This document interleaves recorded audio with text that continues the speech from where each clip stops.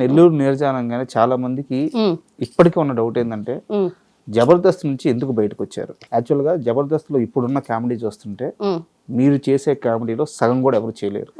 నేను ఓపెన్గా స్టేట్మెంట్ ఇస్తున్నాను. మీ కామెడీలో అంత క్వాలిటీ ఉంటుంది, అంత ఫన్ ఉంటుంది. మీలాంటి వాళ్ళు అలాంటి ఒక మంచి ప్లాట్ఫామ్ మీద ఉండడానికి 100% అర్హత ఉంది. టీమ్ లీడర్గా కూడా ఎదిగారు. అలాంటి స్థాయి నుంచి అసలు పూర్తిగా బయటకు ఎందుకు వచ్చారు?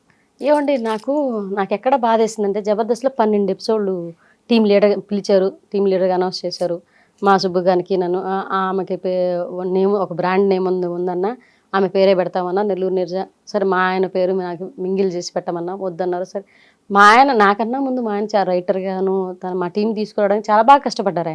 ఆయన మొదటి నుంచి కష్టపడ్డ వ్యక్తి. ఆయన పేరు పెట్టమని అన్నా కూడా సరే నీ పేరే అని అన్నారు. సరే నా పేరే చేశారు, బాగానే ఉంది.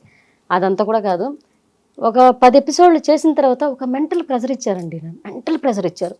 ఎట్లా అంటే ఇప్పుడున్న కొత్తదనం కావాలి, మీ రైటింగ్లో ఇది మనం హెల్దీ కామెడీ చేసేసరికి ఉంటుంది, బూత్ కామెడీ కొంచెం అన్న ఉంటుంది.